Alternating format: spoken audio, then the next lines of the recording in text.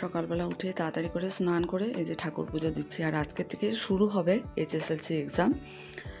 তো এটাই ঠাকুরের কাছে প্রার্থনা করছি যেন স্কুলের প্রত্যেকটা স্টুডেন্টের প্রতিটা এক্সাম যেন খুব ভালো হয়, ওরা যেন খুব ভালোভাবে দিতে পারে, শরীরটা সুস্থ থাকে আর সব কিছু মনে রেখে যেতে দিতে পারে, কোশ্চেন পেপার কমন হয়, ইজি থাকে।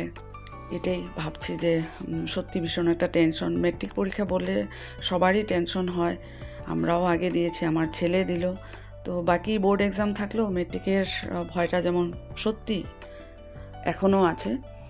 আর এই রেজাল্টের উপর আমাদের এক্সামের রেজাল্টের উপর স্কুলের একটা পার্সেন্টেজ ডিপেন্ড করে। তো সব কিছু মিলিয়ে এটাই ঠাকুরের কাছে প্রার্থনা করছি। যদিও আজকে আমার এক্সাম ডিউটি নেই, আমার সোমবার দিন আমার এক্সাম ডিউটি আছে। আর ডিউটি থাকলেও যারা ইনভিজিলেটর করে ওদেরও ভীষণ একটা দায়িত্ব। আর আমার আজকে ভীষণ মনে মনে ভয় লাগছে যে কীভাবে এবারের এক্সামটা পার করব। তো যাক, চলো ঠাকুর ঘরে ঠাকুর পুজো হয়ে গেছে। আর আজকে আমি যাব স্যারের বাড়িতে ক্লাস করাতে, তাড়াতাড়ি করে রেডি হয়ে নেব, বাকি সব কিছু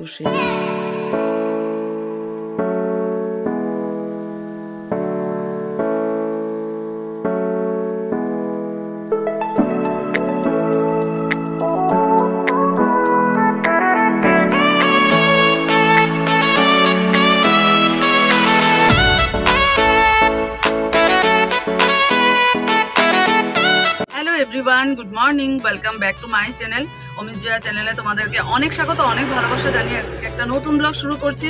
তো ব্রেকফাস্ট করে সবাইকে দিয়ে নিজে রেডি হয়ে বেরোয়েছি, যাচ্ছি হলো জাগুন স্যারের বাড়ি ক্লাস করাতে। আর অমিতাভর সাথেই যাচ্ছে, অমিতাভ নিয়ে যাচ্ছে, বললো চলো আমারও কিছু কাজ আছে।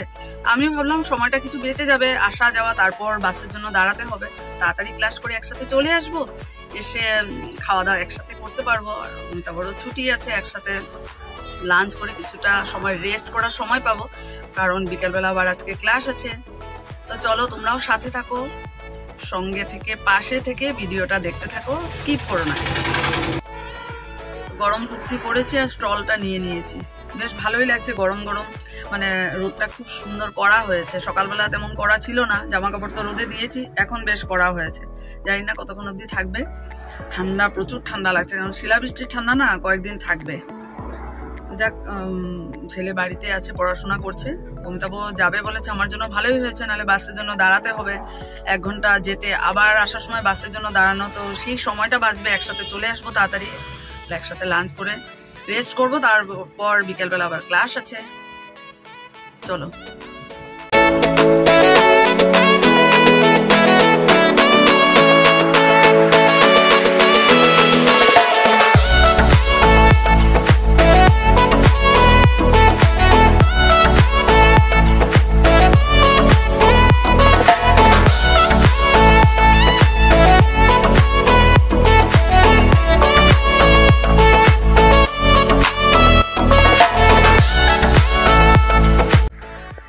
চলে আসলাম। আর এখানে নিয়েছি 2 প্যাকেট স্ন্যাক্সের গতিকের জন্য।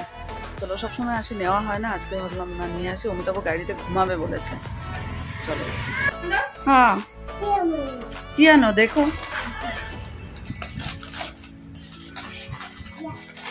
Thank you, thank you. ও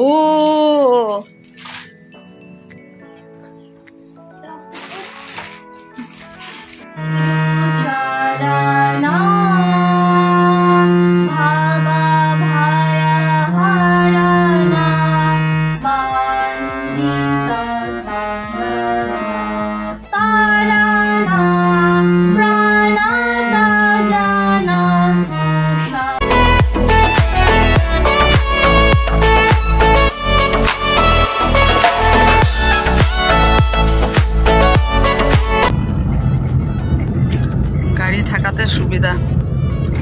আর তুমিও আসলে সেই জন্য আমারও দাঁড়াতে হলো না, ফটাফট ক্লাস শেষ করে বাড়ি ফিরছি, তাড়াতাড়ি পৌঁছে যাব।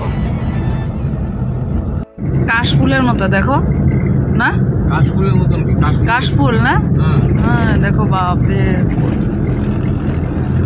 কাশফুলই তো, হ্যাঁ তো বাপরে।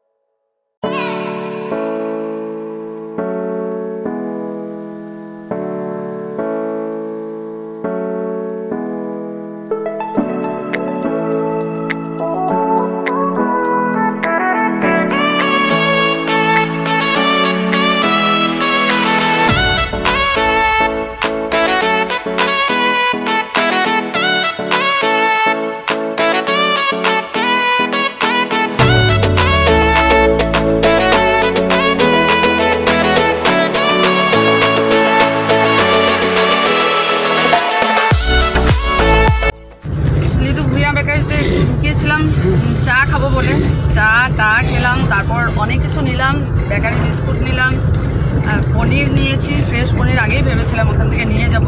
তারপর ছেলের জন্য নিলাম সল্টেড দুটো জিনিস, তারপর রসমালাই বেকিং করা, এত টেস্টি না, একটু টেস্ট করে দেখলাম মারাত্মক, মানে জাস্ট ইউনিক আর কি, এত টেস্টি পাওয়া যায় সত্যি। তারপর কী নিলাম আমরা, আরেকটা মিষ্টি, অনেক কিছু ওখানে। পাটিসাপটা খেলাম, এত টেস্টি গুড়ের পাটিসাপটা, ভেতরে ক্ষীর দেওয়া, মানে পাওয়া যায় এখানে এত সুন্দর। টাকা হলেও মানে টাকা যাক, মানে 50 নিল 60 নিল, কিন্তু মিষ্টিটা ভালো, সেটা হলো আসল কথা।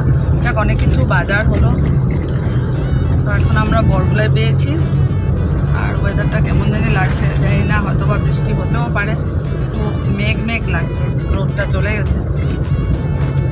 চলো, প্রায় 2:45 হয়েই গেছে। না, অনেক কিছু দেখো তো, এখানে হলো, এটাতে হলো বেকারি বিস্কুট, খুলে দেখো।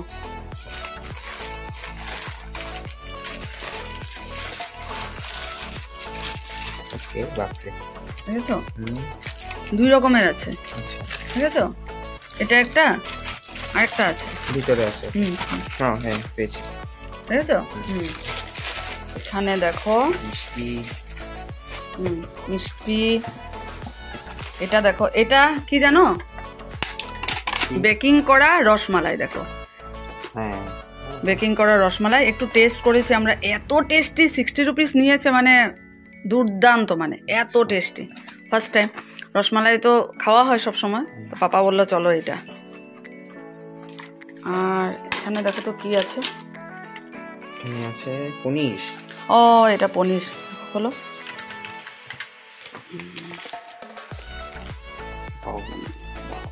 ফ্রেশ, 460, মানে 460 টাকা কেজি, ঠিক আছে। আর এখানে আছে তোমার স্ন্যাক্স, সস পেটিস আর আলু কচুরি নাকি, এটা ঠিক আছে। খুশ,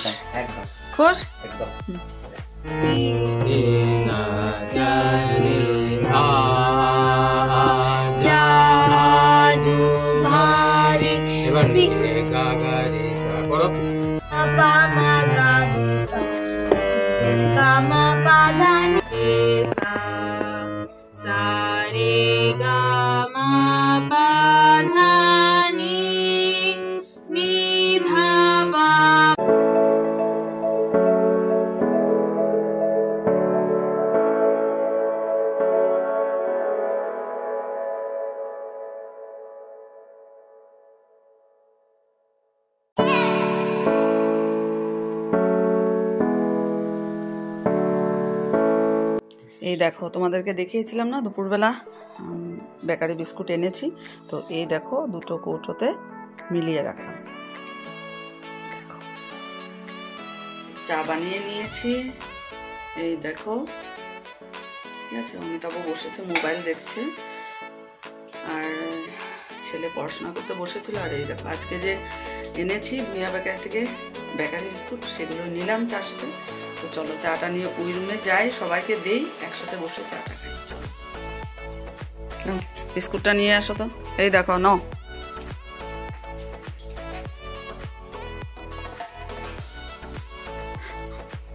বন্ধ চলে গেল আজকের দিনটা, স্যাটারডে, কাল সানডে, পরশু থেকে তো দৌড়। চলো, চা কেমন হয়েছে বলো, তুমি তো আর চা বানালে না। বউ থাকতে চা বানাতে হয়। এটাই তো। না পাপা, এই দেখো পনির আলু মটরশুঁটি দিয়ে তরকারি।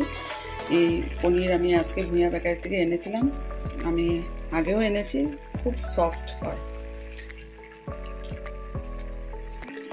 ঘি একটু দিয়ে দিই, গরম মশলা আপাতত নেই, ভাবলাম না ঘি দিয়ে দিই, সেন্টটা ভালো হবে।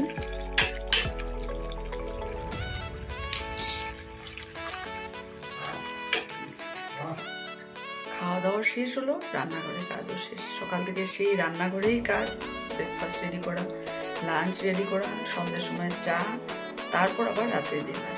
তো সব কাজই তো রান্নাঘরের কাজটাই বেশি। তো যাক, শেষ হলো। আর আজকে এখন তো বেশ ভালোই খেয়েছি, পনিরটা এত সফট ছিল, খুব ভালো হয়েছে তরকারি। দুপুরবেলা খুব একটা বেশি খেতে পারিনি, কারণ ওই ভুঁইয়া বেকারিতে একটু চাটা খাওয়া হয়ে গেছিলো। দুপুরবেলার সময় খিদেটা তখনই পেয়েছিল, আর ওটা মানে খাওয়াতে খিদের ইয়েটা একটু কমে গেছিলো। যাক, এখন প্রায় 11:30 বাজছে। সকালবেলা উঠে আমার ক্লাস আছে বাড়িতে, তারপর তো স্যারের ক্লাসে যেতে হবে। আর সত্যি এটাই ভাবছি যে অনেক বড় দায়িত্ব স্যার দিয়ে গেছেন। মানে সানডে আসলে আগে যেটা একটা না, স্যারের ক্লাসে যেতে হবে, স্যারই ফোন করবে সকালবেলা, সেই জায়গাটা সত্যি ভীষণ মিস করছি স্যারকে। আমি মানে মনের ভেতরে একটাই যে স্যার কেন যে এত তাড়াতাড়ি চলে গেলেন। কি আর করব, আমি যতই বলি যে যখন যাওয়ার সে তখন ঠিক চলে যাবেন, আমরা কাউকেই ধরে রাখতে পারি না বা পারবো না।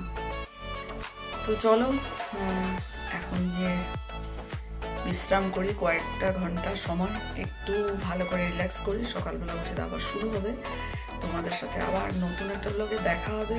তোমরা সবাই ভালো থেকো, সুস্থ থেকো। Good night.